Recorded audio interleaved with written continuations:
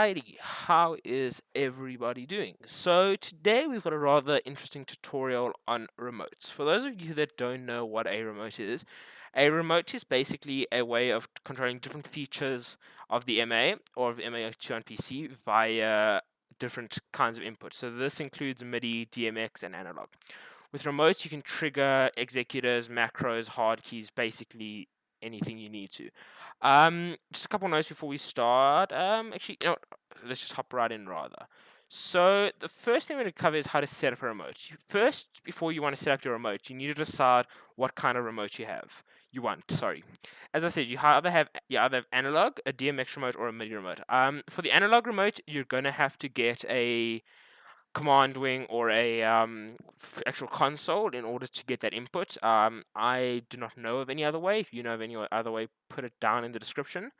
To use an analog remote, to use DMX, you can use the DMX input on a console or a command wing. You can use ArtNet looping. You can actually trigger DMX from within the MA itself. So it's nice that you can use DMX dummy channels almost within the MA to trigger other things, or you can have DMX coming in from another console to trigger stuff in the MA, all that kind of stuff, or MIDI. One thing to note about MIDI is that for MIDI you have to have it will detect the buttons of your MIDI controller within the MIDI setup, but in order to use MIDI, like if it's a USB to MIDI controller will normally work with on PC, you might need BOEMs with faders, because faders will generally put out a control change versus a note and channel change. So you might need BOEMs or a different thing. I might make a tutorial on a way I've found to get around that on my personal channel. If I do, I'll put a card up in right now that will take you to that.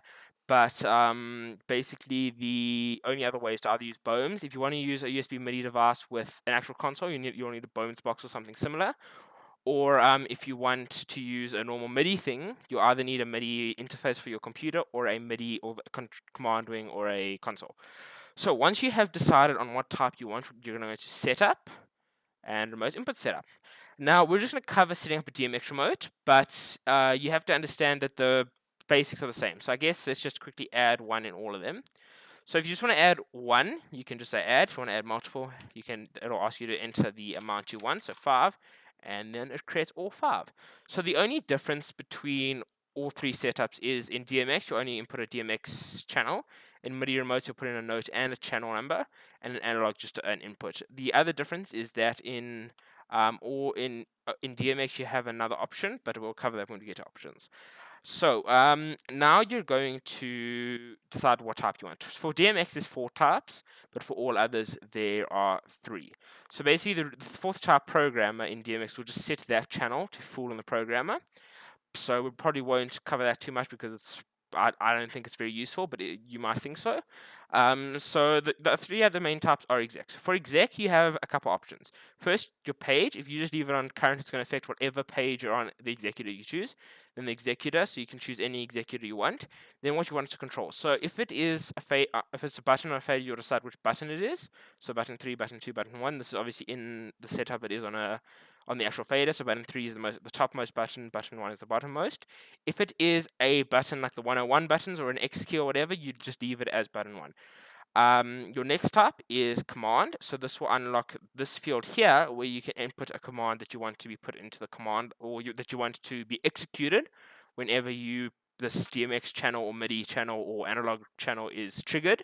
And this will obviously, so if it's on exec 101, it'll on that exec. And then hard key, you then unlock this one where you can just select what hard key you'd like it to trigger. So we are going to cover how to use it with an exec and a DMX. So the first thing you want to do is select a DMX channel. I'm going to use 50.001. Then once that's done, and I'm going to want to trigger the fader. Cool. Then I'm going to go back into setup, patch and fixture schedule, and I'm going to create a new layer. I like to call it dummy because these are, in my opinion, dummy channels, and just select the normal demo. Then I'm going to patch it to 50.001, and I'm going to give it a channel ID of 1000. Apply. So now, when I come here, if I say channel 1000, add at, you'll see it brings up this. So if I then store that to this executor over here, and I just clear out quickly, you'll notice that as I bring this fader up, it'll bring the other fader up. and this can also be used for any of the buttons. So if I go to remote input setup and I change this to button, just to make a button 2, if I bring this up, it'll trigger the go on the executor. So as you can see, as I bring this up each time, it goes on the executor. So this can be remotes can be very, very, very useful. Yeah, so the nice thing about the DMX remote is that you can also use it coming in from outside sources. So you don't have to use it. It doesn't have to always come in from the MA. It can come in from outside sources, such as another console or even via ArtNet. So I'm going to show you a quick way to set up one via ArtNet. I'm just going to use a free program called QLC Plus. I'm going to quickly open that here, and all this is it's a free software that allows you to actually output 4 universes of DMX. So what we're going to do is we're going to go into QLC Plus. I'm going to just patch a fixture quickly, and then create a quick scene with it. If you don't know QLC Plus, don't worry. I'm just using it as an example. Any software or hardware for that matter will work with this. As I said, I might actually do a tutorial on my channel that I found a way to bypass MIDI if you have a MIDI device with this. I might do that. Please don't take my word for it. If it is, a card would have come up already. Now I'm just talking about it. So what I'm going to do here is I'm going to go and I'm just going to set the output of universe 1 to ArtNet. So 192.168.0.60. That is my ArtNet looping. Then I'm going to go into MA to setup and to network protocols, and to ArtNet I'm going to change this to input. My local start is my local start is the universe it's going to be starting at. It's going to be starting at universe 50, and ArtNet input active. Now let me quickly switch to a both monitors display, and let me just pull this up over here. So theoretically, if I've configured everything right, I've done this in a bit of a rush, it should work. And there, as you can see, as I bring up the DMX output from this, it is increasing the DMX output of, or it's increasing the DMX output, is therefore increasing the actual MA in MA. So just a couple of the other things that will work. If I go into remote input setup and change this to command, if I enter to say on exec 1.1, then theoretically, yeah, you can see as I brought that up. So just in case you didn't see, if I bring the fader up on here, it then ons that exec because my command is on exec 1.1. And then obviously for the hard key, if I go into setup and remote input setup quickly, and I change this to hard key, let's just make it page channel up or page button up so we can see it easier. So now when I bring it up, it'll take me should have taken me the next page. Yeah, there, as you can see, as I took it up and brought it back down, it took me to the next page. So that can be useful. Obviously, you've always got these buttons, but maybe if you're on PC or something, you can set up a nice DMX remote with a dummy fader or whatever, and it can do that for you. Now, there's one final option of control, and that is the web remote. Now, the web remote it's useful. I would never recommend running a show from it or anything, but if you're like in a theater and you want to go make sure a light position looks fine, or you need position lights looking at the stage from a certain angle, you want to walk around and stuff, it allows you to do that. So there's a couple things to note. You can use an iPad for this, anything as long as it's connected. You don't need an internet connection. You just need basically, if you have a network setup where you have, say, a console and on PC, or even just on PC, as long as you have a way of connecting to the network, if it's via your computer that's just connected directly into the switch, that's fine. Or if you have a iPad, you can create a network or a wireless network, and as long as that's connected to the main network, this is all a bit of networking stuff, then it'll work. So basically what you'd want is if you just wanted to use your iPad, you'd want to switch where one cable is going into the console and another cable is going to an access point that you can then connect an iPad with. So once you want to do this, the first thing you need to do is go to Setup, Global Settings, and just say Change Remotes, log into Enabled. And as I said before, I just want to reiterate this. This is by no means a control surface. This is purely, I would never use this to run a show. This is purely for just for control. So what you're going to do now is you're going to check the IP of your console. So this is found under MA network control, and RP. Also, please note you don't have to have a session going. Obviously, you generally will have a session going, but if you don't have a session active, I've found that you're still able to log in. So once you've checked your RP, mine's 192.168.0.60. I'm going to go into my browser and I'm just going to type that in. I'm not going to type in 192.192.168.0.60, I believe it was, and it brings up the Grad Elementary login.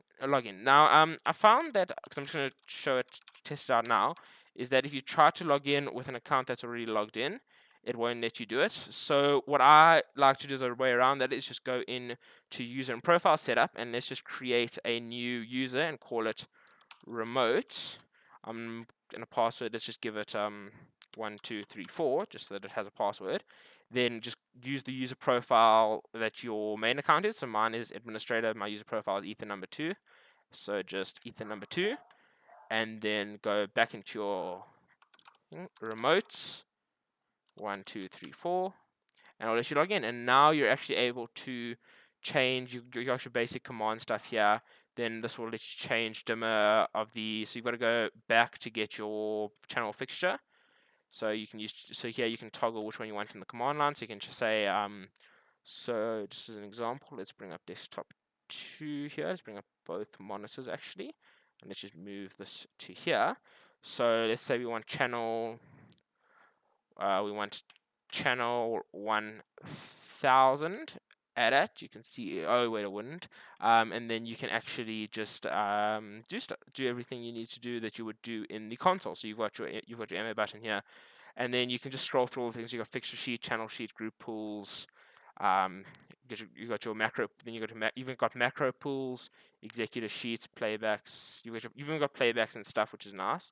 Not meant to be. You got your playbacks, and you can change between which ones you want, which faders you want up. You can change between button and thing, and then as you can see, you can. I don't think it's. Oh, it is direct force, and you can see if I bring up both views here, as I go through this, it is actually affecting. It's probably easy if I show you faders. As I bring this up, it is actually affecting it on the console. So as I said, I would never use this for a show. This is purely if you want. Oh yeah, because I changed what it does. This is purely if you want to use it for programming, that kind of stuff. You can use it. Yeah, and then as I said, that's basically all you've got, and then you've always got your wheels. It seems like it's always, I don't use them much, but you've got access to most stuff you'll need, and then obviously you can select your groups. You can go to wheels. You can change their dimmer. You can change the position and stuff, and then yeah. So if there's definitely a use for it if you feel you need to, but as I said, I would never run a show from it just for programming. So yeah, that is about it. So as I said with the remote, just make sure you've got a user. I've been told that you don't need to have a user that's not logged in, but I always find issues with it. So I've just, as I said, I showed you my workaround. Just create another user profile with the what's what I'm looking for, the same user profile set up, and then it should be good. So I guess thank you for watching. As always, if you have any questions, put them down in the comments. We will obviously, the show file will always be up under the video. And yeah, just some news from our side. We've also set up a Discord server for a faster Q&A experience. We don't always have time to get to all the comments, but if you use Discord, it'll come straight to our phones, or both being myself and Extreme Tech. We'll see it, we'll look at it, we'll try and answer your question. So down in the description there'll be a link to that. And yeah, as always, if you've enjoyed this and you want more tutorials just like this, obviously make sure to subscribe.